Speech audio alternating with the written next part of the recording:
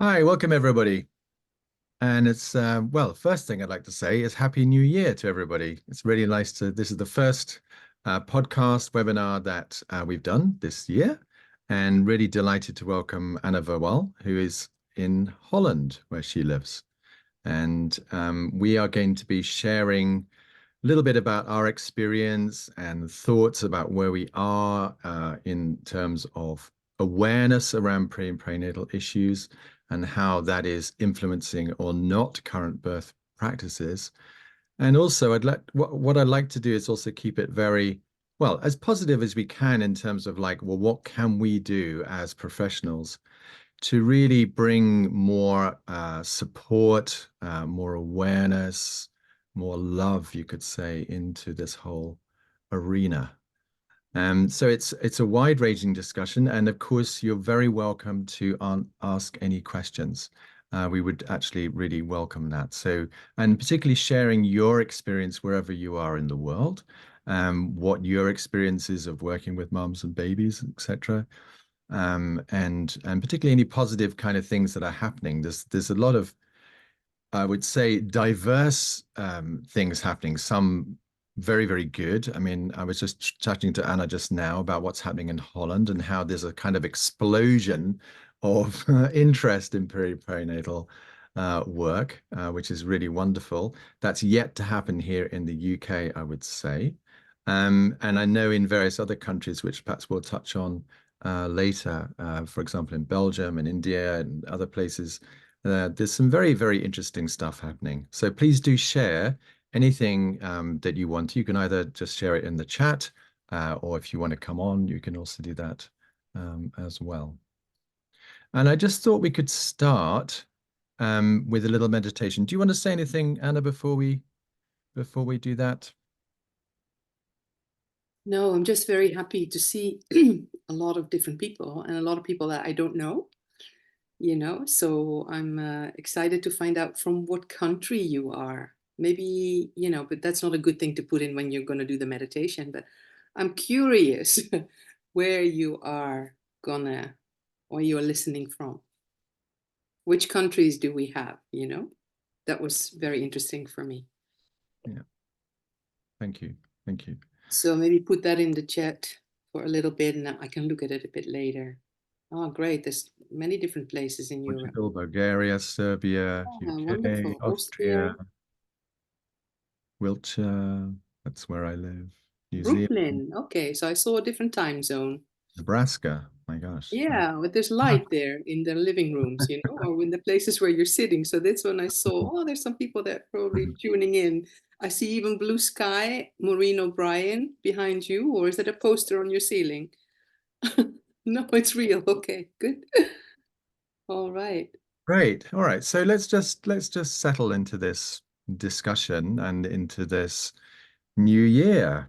And I just thought we could just settle and just kind of feel where we're at with ourselves. And there's a lot of things happening, as we know, in the world at the moment. There's a lot for us to kind of contain and be with. And just want for us to get a felt sense of just how we are doing.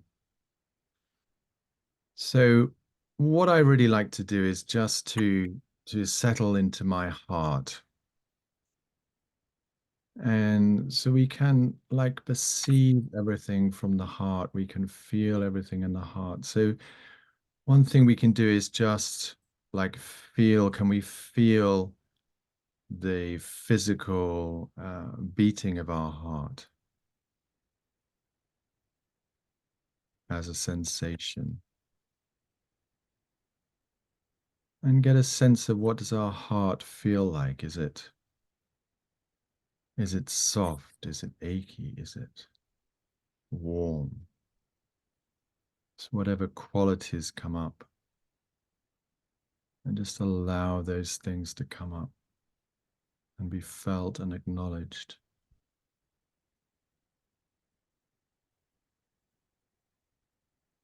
And maybe we can just feel that heart field around extending out into the room where we are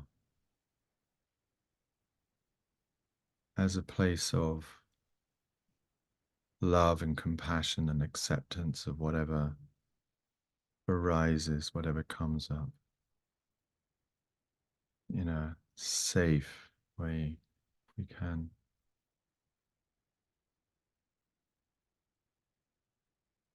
And if you want to, just maybe extend it out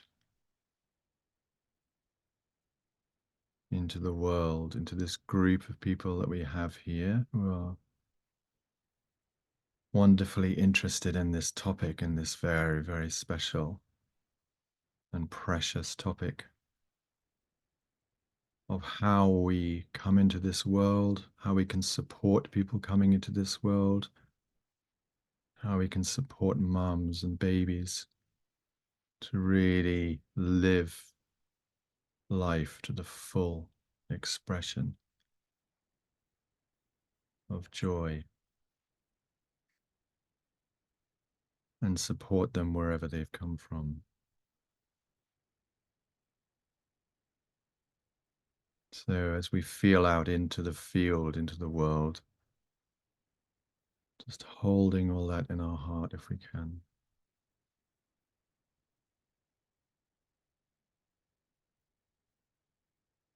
And sensing into the people in this virtual room as we're all connected through this tremendously strong heart field that we all have. It's the most powerful thing in the world, our hearts.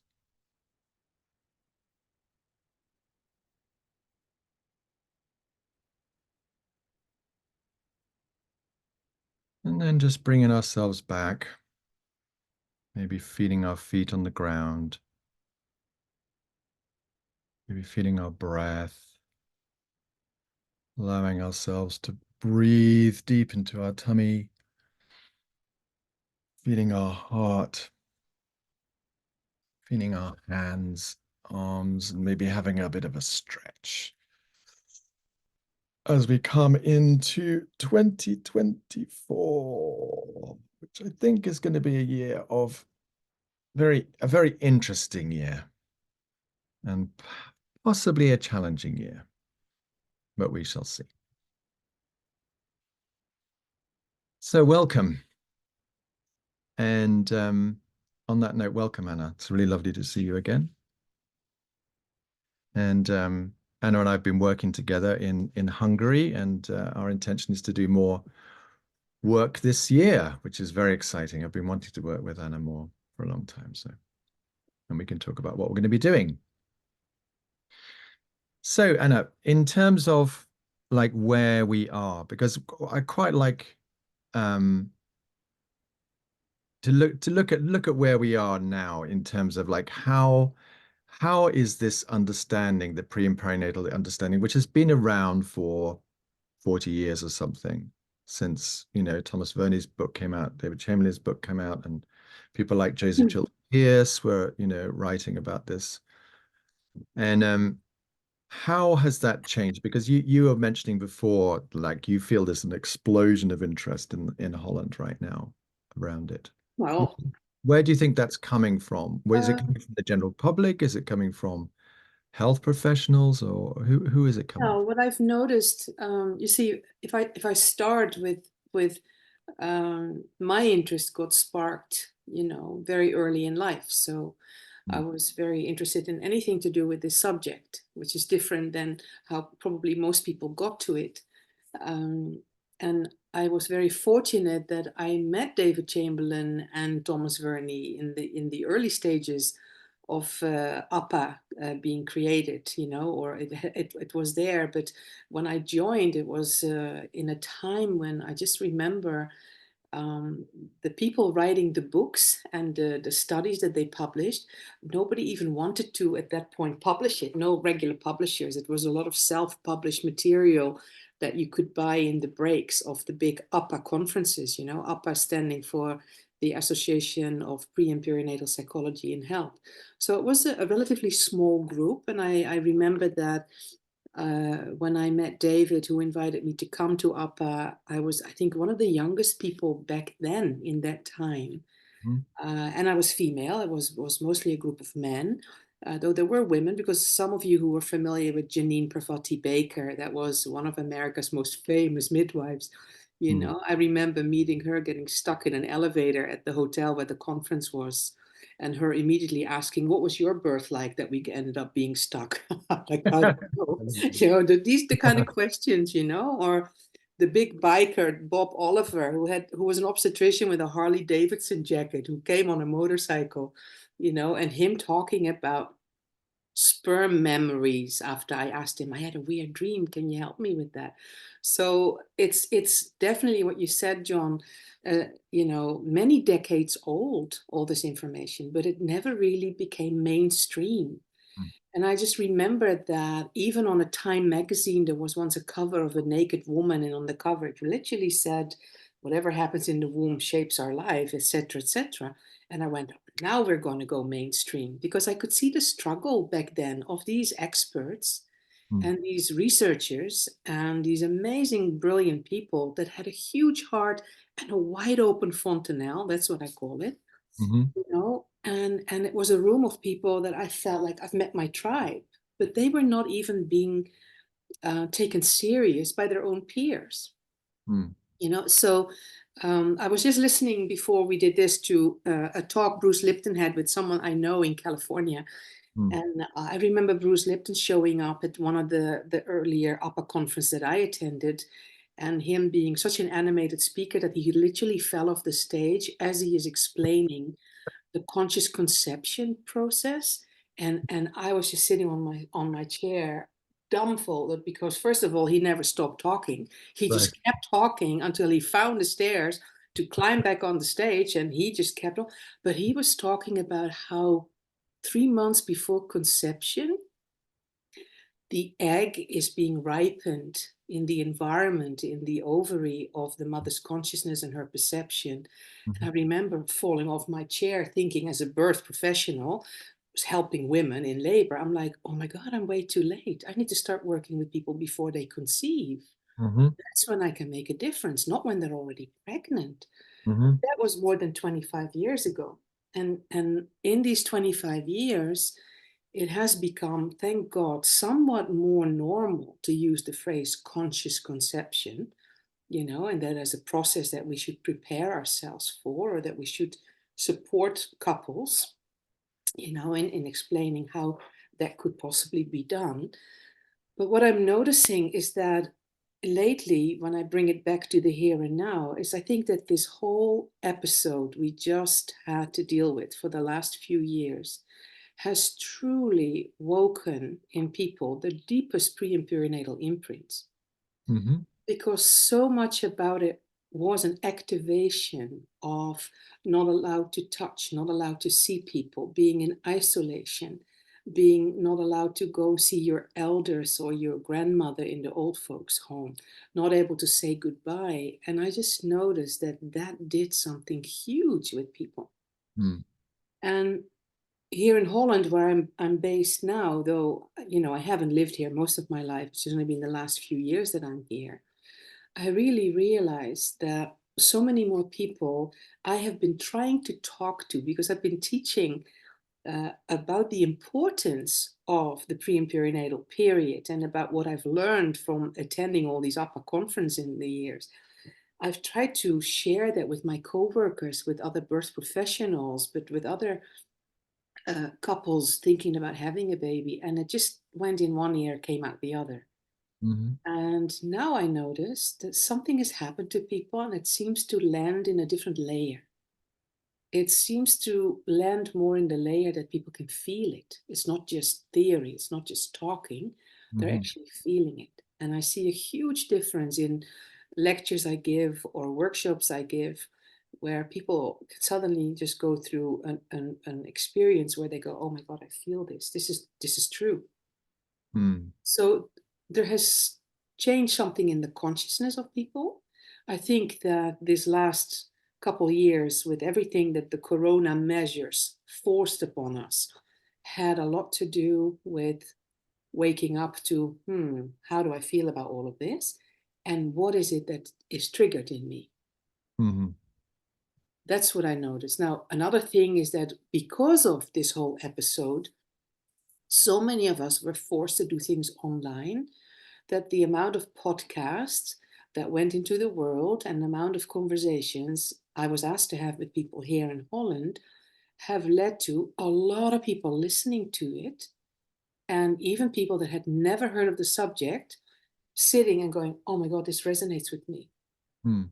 And that's what I think is what's happening. Now, what is still not happening is that all the information we do know about pre and perinatal psychology and about imprints and about trauma and about patterns that are created because of these early imprints, birth professionals are still not being educated in any of this. But it's not just the birth professionals, it is the psychologist, it's the psychiatrist, it's the medical doctors, it's the people that work in the neonatal intensive care unit, it's the if I look at all the different groups I'm asked to teach now, I'm every time again, John, so surprised that I go, you don't have any of this in your training, Hmm. you know? And just to mention something I did a few weeks ago, I was asked to come to a practice of two psychiatrists, three or four psychologists, and the rest were trauma psychologists and therapists. And I was talking about pre and perinatal imprints, and it was completely new to them, to all of them. Mm. And then I went, wow, we've got a long way to go.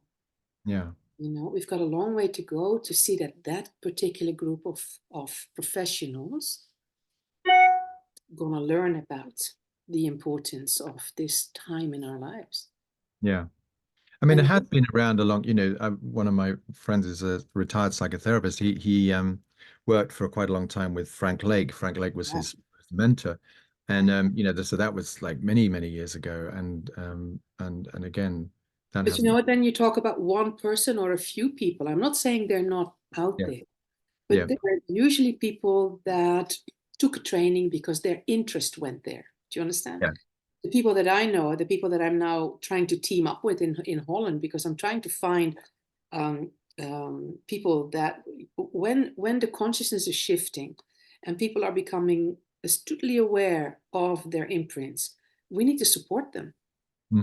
in the discovery. We need to be able to say, and now we can, and I was looking for people that could help support it, Mm. and help and saying, well, for some people this would be really good, for some people that would be really good. So where are the practitioners that have depth in working with pre and perinatal themes? That Mm. is the next thing that I think is very important to support this shift in consciousness.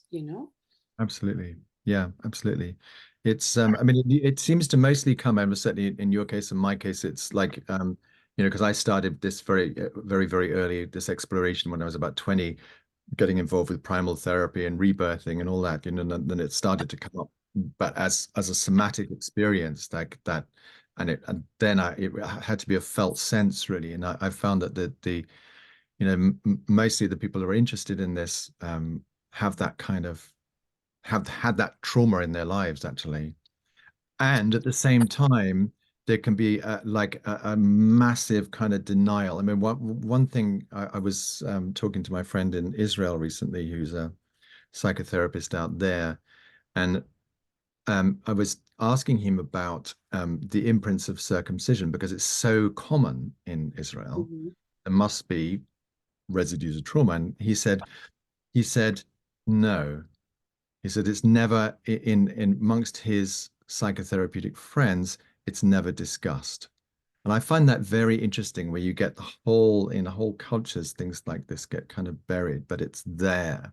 Mm-hmm. It's running us. And that's why work is so important, isn't it? When you look at what's happening in the world now, and you look at the politicians who are basically being run by their own pre and perinatal imprints, and they're splurging it out on all of us in this highly destructive way. It's incredibly important that it gets more out there. Yeah, yeah, yeah. um so Could you you say more? yeah so I know you're also friends with Binu Singh Hmm. and what's happening in Belgium. That sounds very interesting as well. Can you say a little bit about what she's doing there? Well, Binu is a psychiatrist who I've met, and it was amazing because I had to give a talk at a conference for birth professionals and midwives in Belgium, and I was standing there once on the stage giving my talk, and then my schedule had to be changed because of the another woman whose schedule had to be changed. So suddenly there's this lovely woman standing up and speaking after me, and she says everything that Mrs. Verwaal just said, I can say that it's true, and I am a child psychiatrist, Dr. Binu Singh. And I went like, oh my god, this is amazing, because this woman, not only does she know, she's a psychotherapist, she's a child psychiatrist, she created a clinic in Belgium. It's called Kleine K, little K it's standing for, and it's a clinic where she admits babies that are born through a very depressed mom. And she starts working with these babies when they're very little. So she's got subsidized, and she's now doing a study or doing her doctorate. And when I met her, I went like, this is a spokesperson for many, many things in the future. This woman is going to go wide and far because she's got the knowledge, she's got the MD, she's got but she's also done her deep inner own work on Hmm. pre and perinatal themes. And you see, that makes someone such a good therapist, or makes someone that you feel, I can trust this person. Because what I found is that you can try to help people, but you have to have gone quite deep into your own themes in order for someone to feel, I can go there with my story. At least that's what I was looking for. I was Absolutely. always looking for someone who could hold me when I wanted to explore the darkest corners of my pre and perinatal existence, you know? Yeah. And there were very few people that could do that. So now that we live in a world where everybody after a one weekend course is a coach and a specialist in XYZ, I go, no, you need to really understand that pre and perinatal um, work is in many different layers, many different levels. You've got to be very careful. You cannot, tell them, oh, I'm sure that you were a vanishing twin and you have this and this. And I get these people, and they Hmm. go, this is what my coach told me, or this is what, and I go, oh, we got to be careful. So someone like Binu, I think, and what she's doing in Belgium is she's waking up consciousness big time, but more about children after they were born. You see, my passion was working with um, uh, those who are going to be born. Once they're out, I kind of lose interest in them, if I could say it like that. There's plenty of people that are very trained in working with all of that, you know. And in Holland, I call it team healing and team prevention. Hmm. Many people felt they wanted to come to team healing because I said, dear people, understand you're in here also for your own healing. Because if you're interested in this material in any way, shape, or form, please invite yourself to be curious about what your themes are about, and how do you meet them in the work you do, or in the work you're passionate about. What is it that you're giving someone else that you should have received yourself, or that maybe your mom should have received? So my passion was to create more healing around the wounded healer. Because if that's what I've had beautiful discussions about it with Binu as well, is that we need to create places where the birth professionals can come for their own healing, where therapists can come for their healing, where psychiatrists and psychologists can do deep process work so they get the depth of the work in the cells of their body, and then can ooze that out to their clientele instead of just blah, blah, blah, blah from what it says in DSM-5, as a diagnosis or something. So I feel that that is something her and I have been talking about. Like, what can we create? The dream was to create a place Hmm. in supporting people, supporting the field, and us supporting one another. And what you talk about often in pre and perinatal work is that layer of support, that extra layer of Yeah. support we need. Yeah. Those of you who are familiar with womb surround work or the beautiful things Ray Castellino offered, is where's our layer of support? How can we provide that for ourselves? How can we provide it for each other? But I think we need to provide it for the birth professionals because they're the gateway through which new life arrives.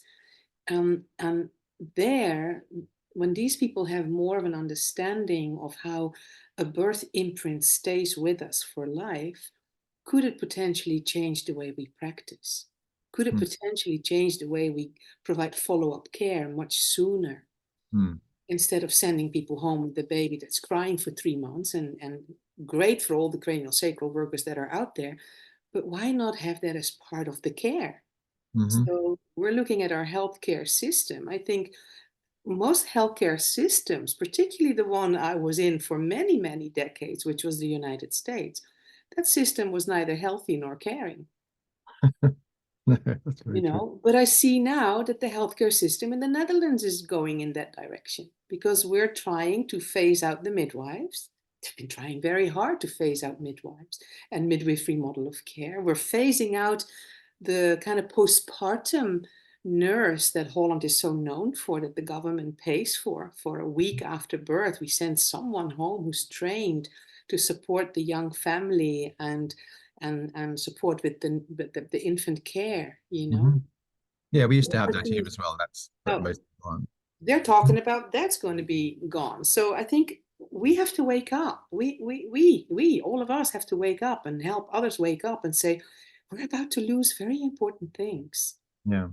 I mean, there are some positive. I was talking to my friend Elmer Posel Mm, about this. He's involved with a project up in Liverpool, which yeah. is all about, and it's very interesting because it's quite a mainstream, but it's around supporting mums, particularly during pregnancy and particularly around the first year.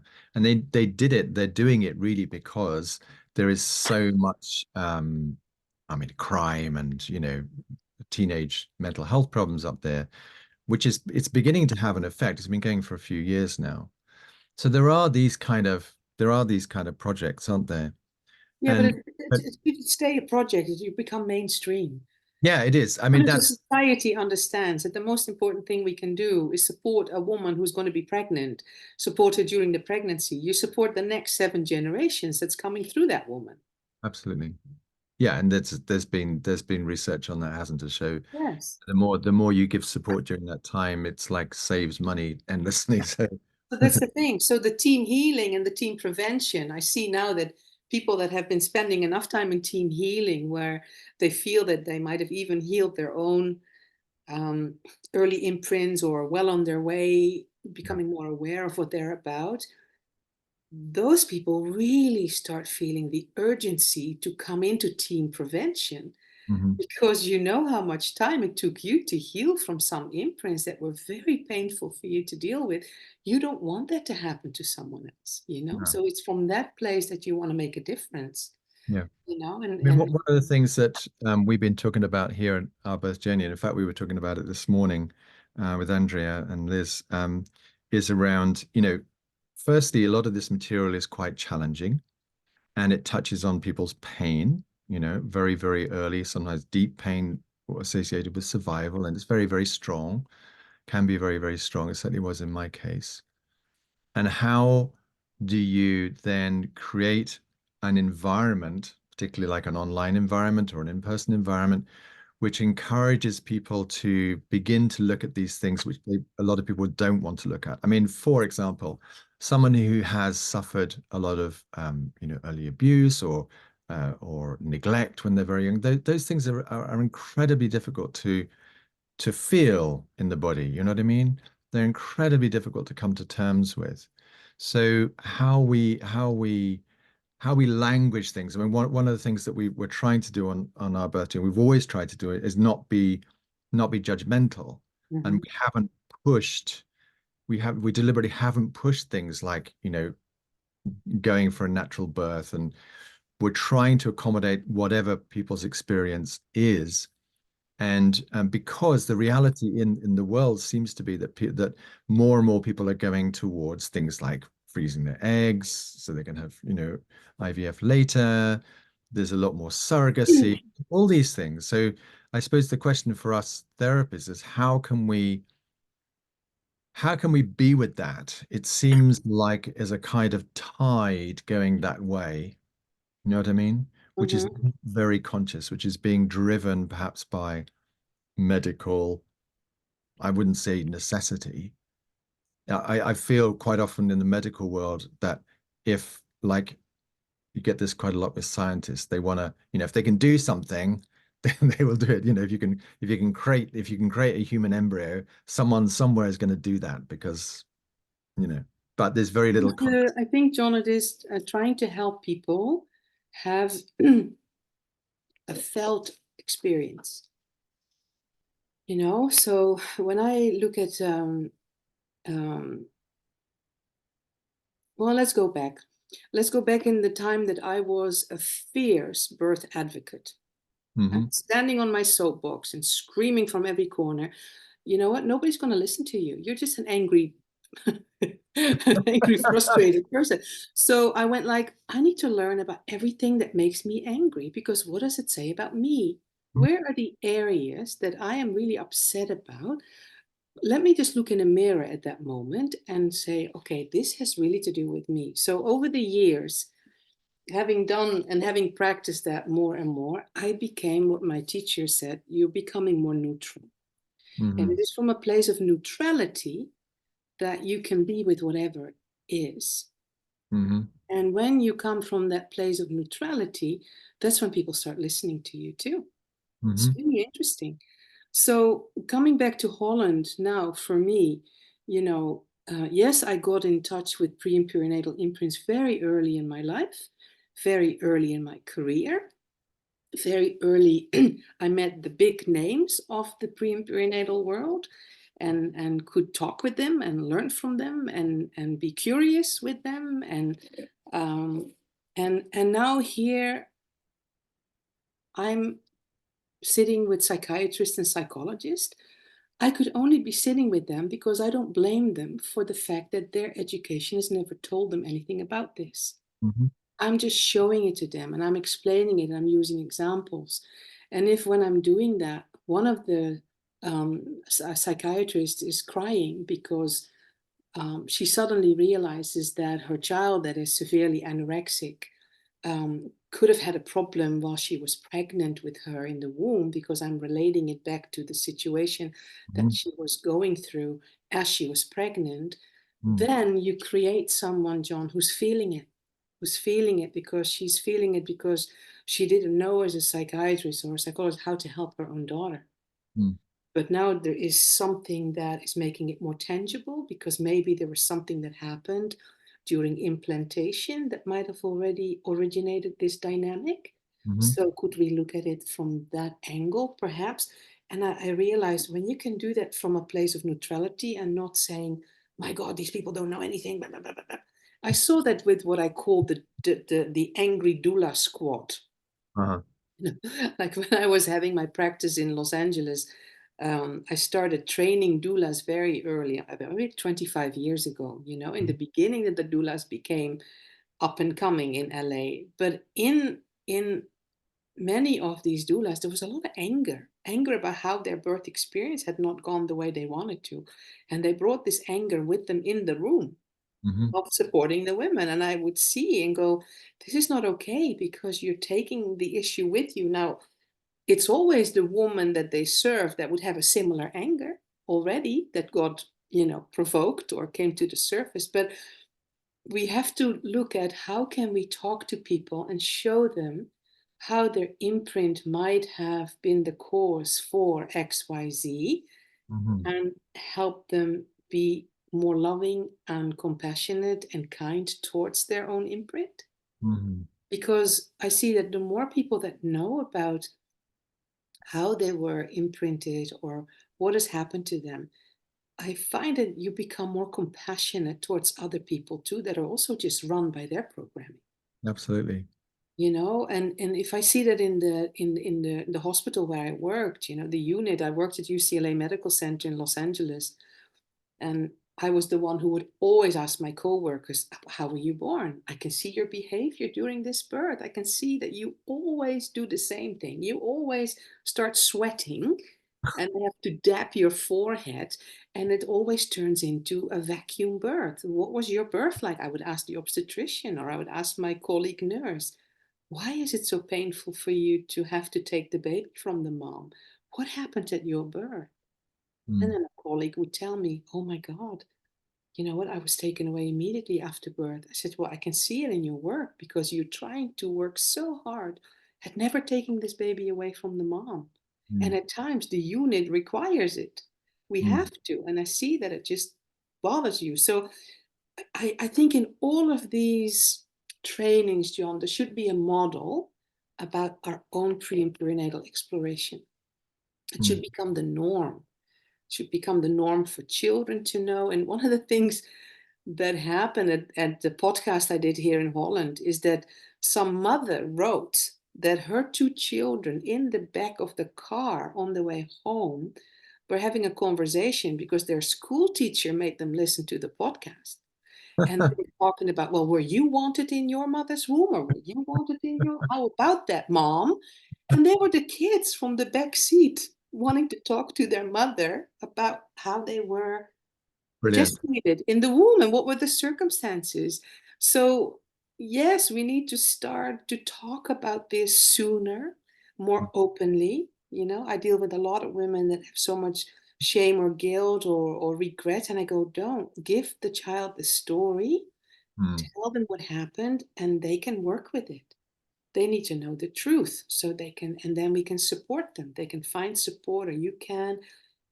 That's all part of healing, John. And I hear what you said about the pain and we don't want to go to the pain. But you know what?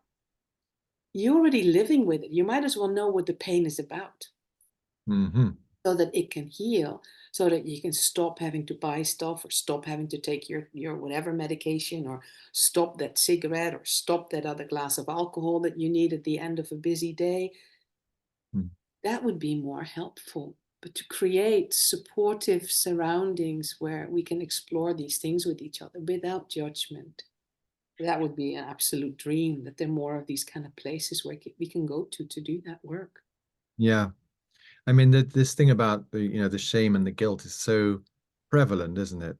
I mean, particularly amongst women, and I don't really know why. Mm, Well, John, why? Let me tell you, you don't have a uterus. You don't grow any baby inside your body. But a woman who's had a baby in there for 9 months and is coming to realize that those 9 months were not ideal, that woman is going to feel guilty.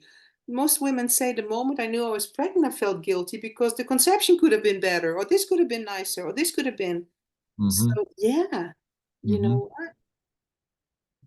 I think women have that very easily, and we need to be very sensitive to how we can support them in that because no one told them what we know now.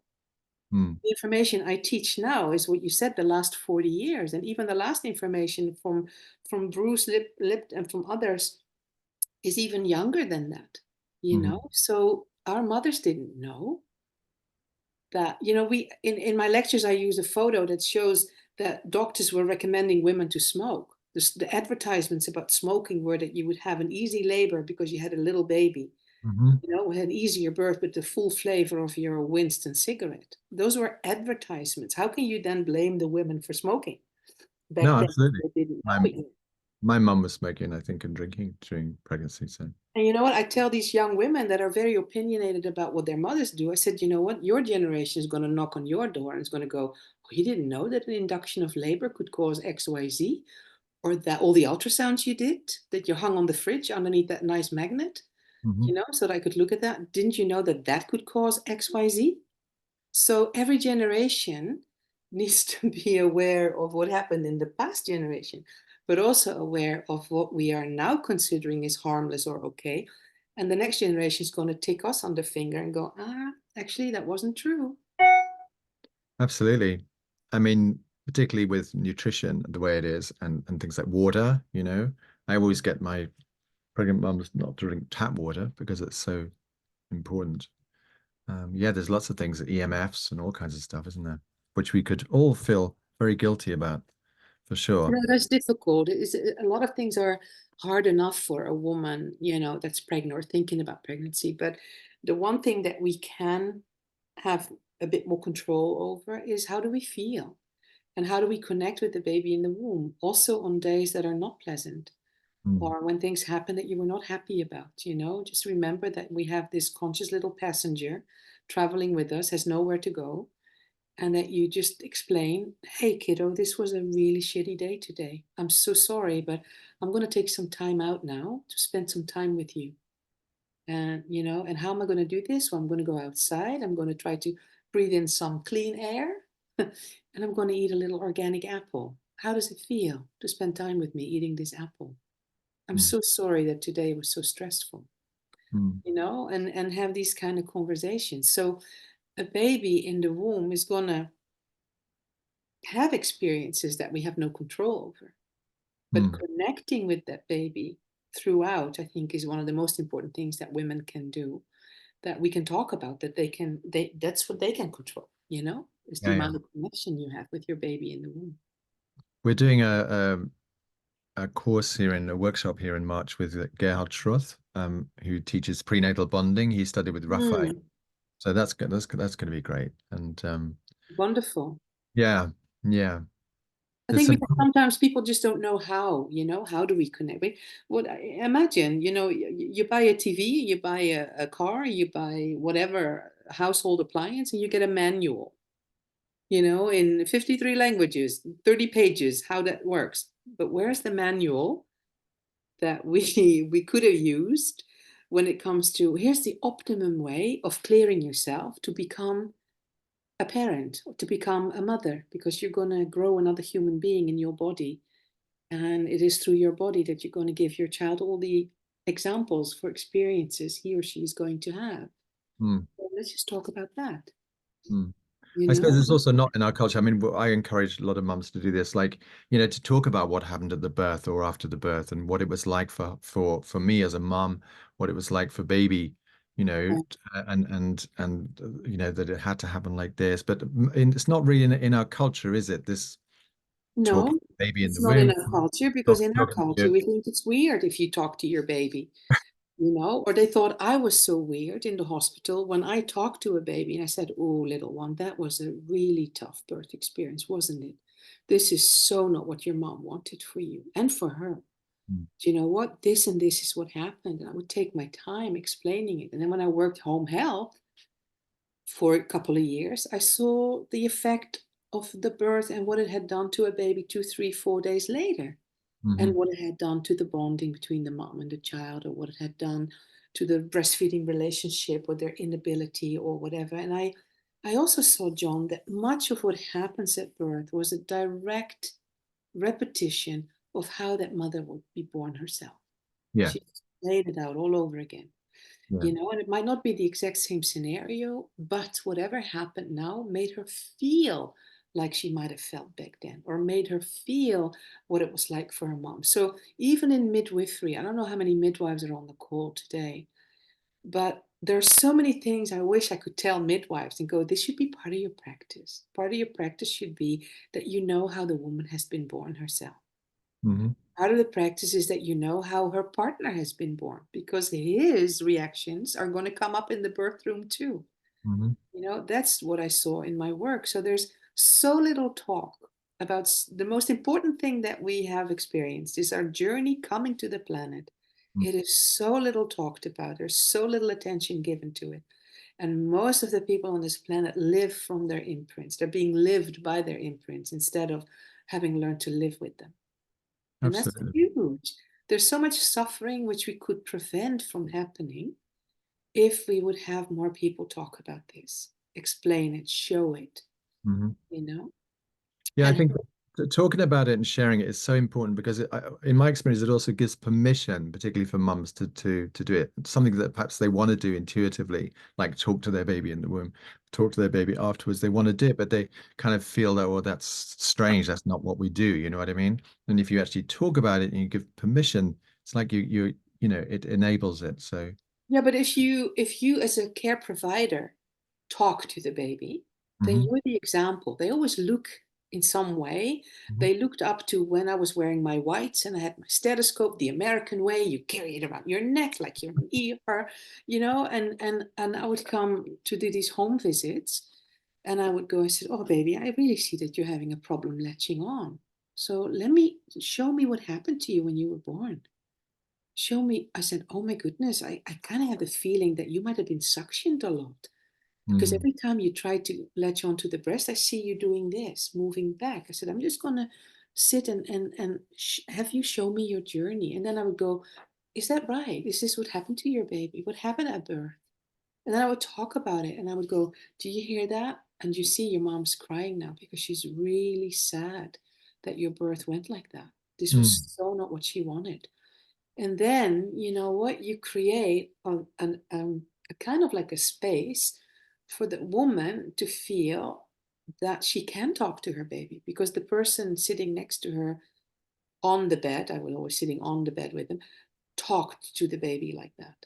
Mm. Do you know what I mean? But we have nurses, John, that sometimes I teach here in hospitals in Holland, where I try to get this information into the hospital buildings, and they look at me and go, "No, no, well, yeah, we just put an IV, we just do this, and we do it really quickly, so it's over and done with.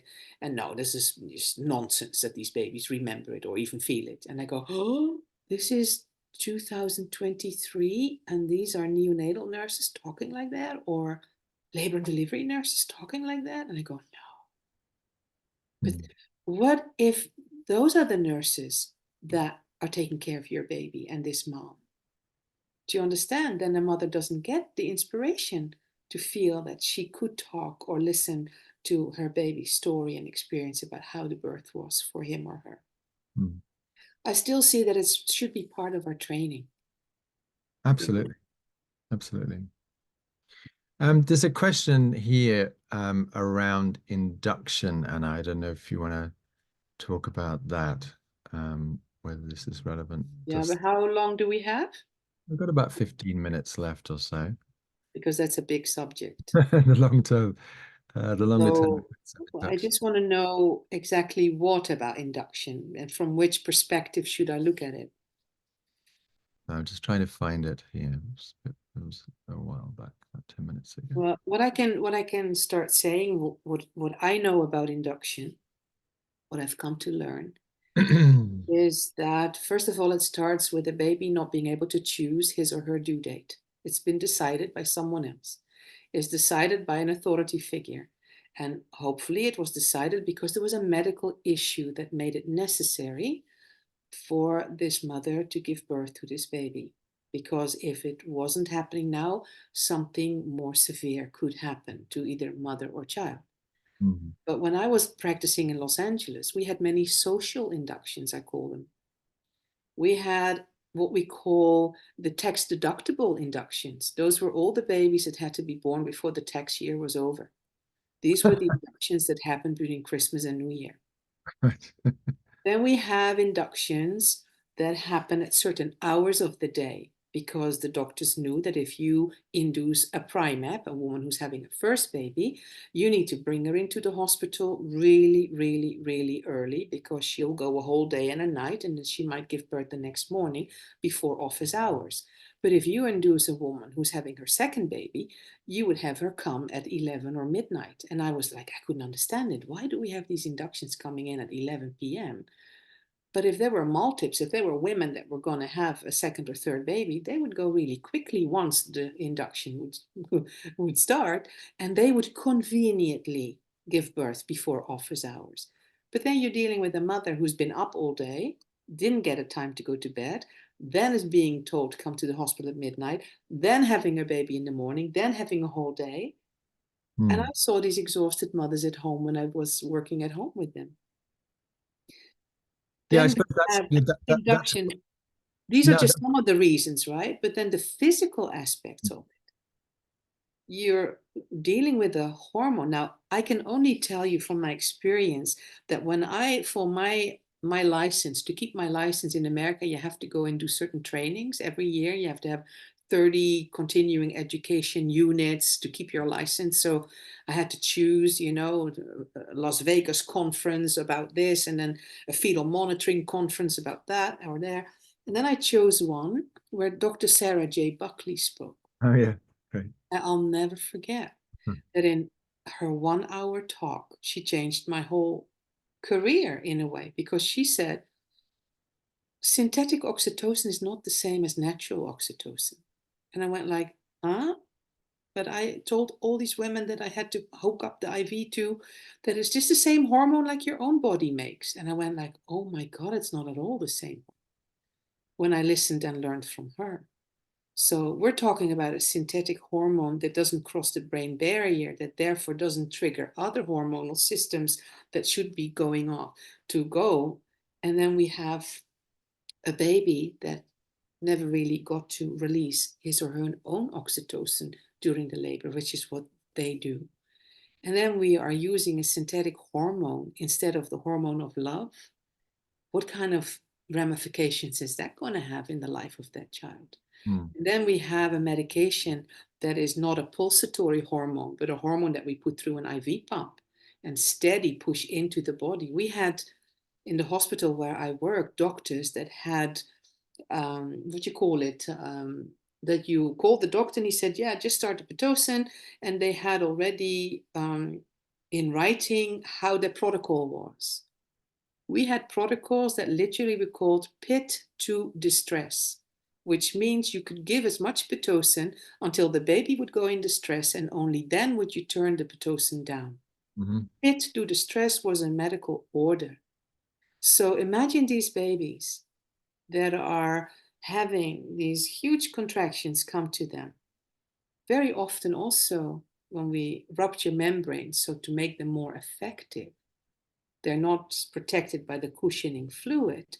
And these contractions making it that this baby doesn't get a break. The Yeah. uterine muscle never comes down to a full state of relaxation. It stays elevated. So the baby's coming through a womb of a mother that has been induced and had many, many hours of contractions, have been in a womb that was in a very tense situation. And Hmm. that is what body workers can feel in those children. I'm not a body worker. I just explain to people what works and how it works and how it's done and why it's done and why sometimes it shouldn't have been done. But I mean, I there's think so many aspects, John, to yeah, look no, at. in my experience, that babies who've been induced, and Rachel was just writing in there that in the UK it's 48% now of Mhm, babies who are induced. It's very, very high. But it's partly, I mean, firstly, they tend to be, I don't like to make, too many assumptions, but they tend to be quite jangled in terms of like everything's too fast and it's too hard. And what they're coming up against in mum's pelvis is, it's too hard. There's no break. And mhm. so quite often they're often babies who don't settle very well. They don't sleep very well and that kind of stuff, Um, so But there are many things, and also, that's yeah, why we it's we such a had big question, John. I don't know how oh much no, it's a time you want massive to spend on question. it, but But I suppose, and we also had Sue Carter, Steve Porges' wife, talk about oxytocin because she's like the guru of oxytocin. She did a fantastic podcast for us. But I suppose coming back to our question about how, given that this is 48% in the UK and the known ramifications, because I think it's not, a lot of this has been researched quite well. Like, for example, the effect on breastfeeding yeah. and the effect, the link with things like ADHD. I think there's something like a 50% chance more that your child will have ADHD if they're induced. Those kind of You facts need to look are at not everything out else that comes alongside with it, John. A there. Yeah, of woman that course. is being induced has to lie Sure. on her back. She's tied to machines. She can't move. She feels I can't do it. She's in more pain because she doesn't release the beta endorphins and all the other Yeah, sure. hormones that the real cocktail of labor would have provided her with if we would have let her Yeah, yeah, have yeah. And undisturbed her. and there's also this thing which on a deeper level, which I think is around control and choice in terms of like, it seems that the baby chooses when it's ready to be born, the lungs produce all kinds of things, there's that whole thing, that dance. And when you're forced into something that you don't want to do, that's too early. I mean, most people get angry in that kind of situation, Yeah, right? but then you need to look at more details. If you're talking about birth patterns that originate because of, for example, an induction, you need to know. That's why I said this is just one topic you can talk about for an hour and a half if you want Yeah, to. sure, yeah. Yeah, because I don't like to go over and skimping at the tops. No, But no, no, no. just for a few more But, examples, you can be induced at 42 weeks because you weren't anywhere ready to leave your mom's cozy womb. hmm, Or you could have had to be induced at 37 weeks because your mother has a really severe case of high blood pressure. And sure. if they don't treat it, it becomes a danger to you both. So you need to understand what was the reason for the induction. Then you need to understand when was it done, because the 42 weeker might not feel as much pressure to having been told to evade the premises than the 37 weeker that wasn't even ready and ripe to come out yet, but was forced to come out. However, for both, it's a forced coming out, and neither could choose their own moment of coming into the world. So we see in a pattern like this that people have difficulty starting projects on their own because the project was started for them. They Mhm, have a hard time initiating things. sure. So you need to look at what was the induction for? How did the mother feel about it? How long did it take? Was it a second baby or a first? Did Yeah. the uterus in the womb have to open up all the way to cervix? Or was it a mother that just got induced and a few hours later the baby came out? Mm. How was the mother dealing with it? Was she coping? Did she feel she failed? She couldn't do it now, so she disappointed. All of these factors you have to take in consideration when you're looking at what does an induction do to a baby. Yeah, And sure. that's just the emotional, the social, but then you need to look at the medical, then you need to look at the physical, Yeah, yeah. No, and then it's you need to huge. look I know I get feel that it's huge. But I suppose that the question then comes back to, given what we know, and you've talked about it, but there's a lot of kind of research around it as well, given what we know, um, how can we how can we change the system? How can we start a dialogue with health professionals around these kind of things? I think it's a challenge, John. I think you need to start to talk to the women that are going to have their babies. I think that the system is not going to change, but we need to create consciousness amongst women that have no idea how their bodies work. They are still, if I look at my own practice, when I started teaching them how their bodies worked, and I taught hormonal physiology of an undisturbed childbirth based on the beautiful material that Sarah J. Buckley put together, and others that I've met on my travels. I started teaching that so a woman would understand. Then we start talking about how she was born herself and where potential fears might have come from. And then I would help her understand it is not you, the adult woman, that's fearing, but the inner child in you that's terrified of what's coming because of what he or she went through. I talked to both parents. When they understood how they were born and how that might affect the way they were going to give birth. And then you explained how the system worked and how we've been lied to and how the obstetrical system has been created deliberately to put women on their backs, and that has become the norm, which is, by the way, far from normal, because it's not in any other culture how women birth. Have you ever seen a mammal lying on her back with her legs in the first three branches of a tree? No, not a single mammal is going to lie on her back to give birth. Why are we women doing it? Because we were told to, Mm. with the comfort of the system. So we need to look at the fear that they've put in childbirth, and you need to understand the safety of the hormonal physiology of childbirth. When women had that understanding, 95% of all people in my practice chose to birth at home. I didn't have to do anything else. It was their choice. I didn't tell them. They understood, oh my God, I can do this. Mm. Yes, you can do it when you're allowed to walk around. And you can do this when you're not being such a control freak about your birth coming up because you're still so afraid about how you were born yourself. So, all these aspects should be looked at for a woman to go and not even create the circumstances for which so many women need to be delivered in a hospital. Yeah. So the whole system needs a revision, but I think we have to start by reminding women about our incredible capability of birthing in healthy bodies. But the midwives I worked with, they said you need to walk a couple miles a day, you need to be fit, you need to be healthy, you have to have a healthy diet, you have to, but women walking around, I mean, I've seen God knows how many births, but I've seen when a woman can move and she can respond to her baby And I could see that when the mother was getting tired, the uterus would relax and the contractions would fade away for a little while until she got her strength back. Or I saw a baby who was a little tired from a labor experience would also get a break. Mom would doze off and the contractions would suddenly be gone for half an hour and come back again. So I've seen the rhythms of Mm. women and babies birthing together versus the system putting it onto a woman, how she should be delivered. Yeah. There's two different things you're talking about. So I ask my clients, what do you choose? Do you want to be delivered or do you want to give birth? And they go, oh, I haven't thought about that. And then I go, how do you think your baby would like to be born? Let's focus on that.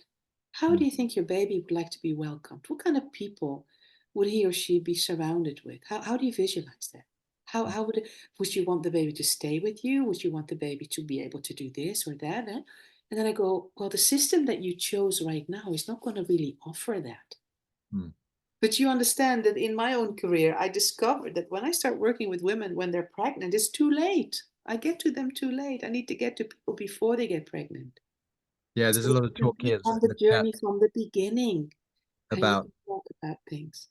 even, there's stuff in the chat here about even talking to teenagers, about this kind of thing. Yeah, I talk to teenagers about how they were born, and how now the teenagers having such a hard time. So many of them are now being isolated again or have been Yeah. the way they were when they were born. It's had a huge effect on them. I hear that from parents. Yeah, and massive. So birth is, um, I think birth is one of the most important things we are able to do to give life to another human being. Mm. To bring spirit into matter, Mm. to be a gateway for consciousness to reach this planet. Mm. We need to be more conscious about how to welcome that.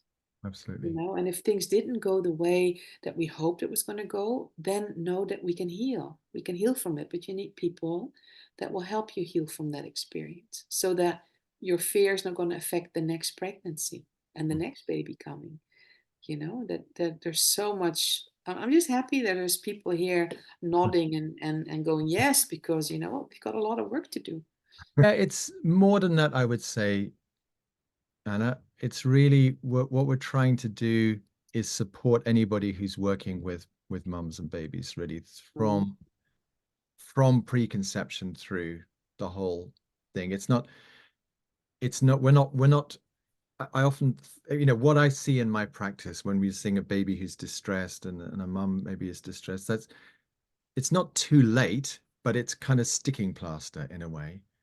Like what you said, we want to get there early if we can. We want to support people through conception, through pregnancy, absolutely, and preconception, ideally. So Well, let me know what I can do. You ask me sometimes, come and give some. I never know what I should be talking about, but now an hour later, I go, God, there's enough to talk. well, I think anything you talk about, Anna, would be great. So you Just guys let you maybe have talk. an idea. You created whatever you want more about. Let me know, and then I might feel that I might actually have something to talk about. I think you've got plenty to talk about. Huh? I Yeah, think no, but you've got plenty to talk about.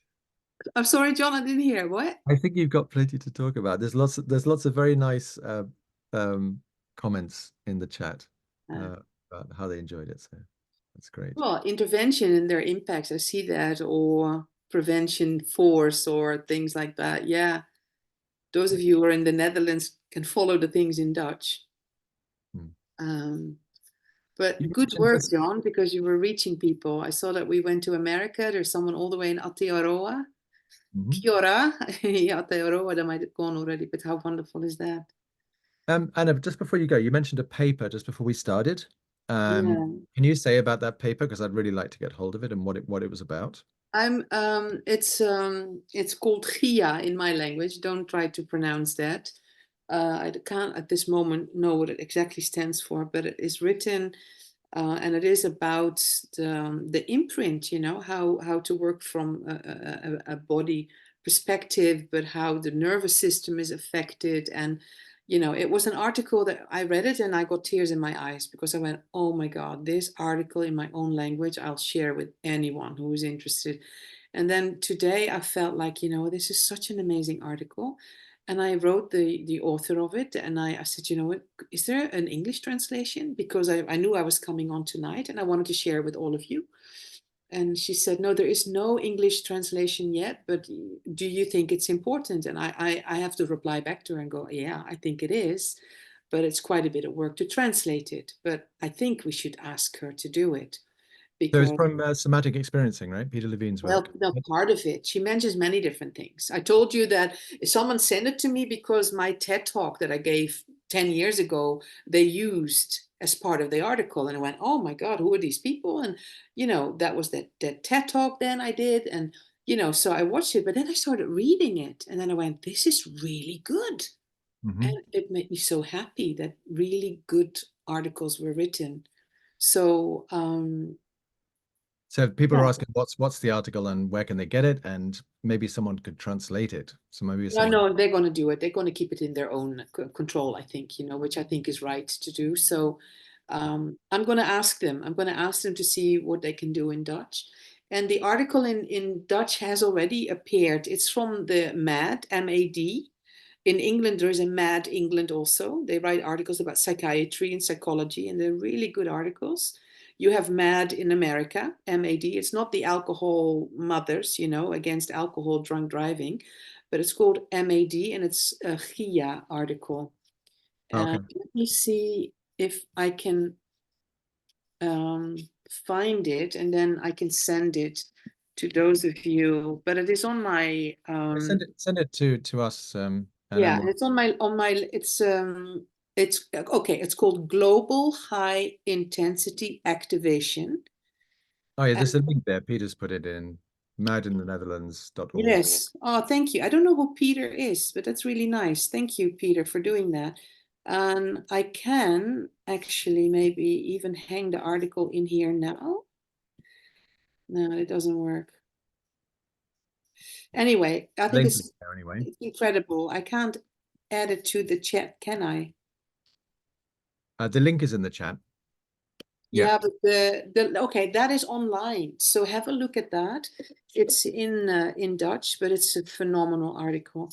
Great. Um, and I'm just collecting all of that, so that we have it for the Dutch speaking people. Mad is a wonderful magazine where they did a whole quarterly theme about pre and perinatal issues and interviews, with Marcy Axnes and kind of all the people that I knew. Roger Selvam is interviewed and they put his stuff in there too. So real, real good people. Yeah, and for the English speakers, Mad in America is very, very good as well. But, Yeah, and I see here GIA is an SE term, somatic experiencing, I think, eh? yeah, Sure. So yeah, but I'll ask her to see if they can translate it and then share it with your online audience as well, John. I'm sure they'll be happy with that. cool.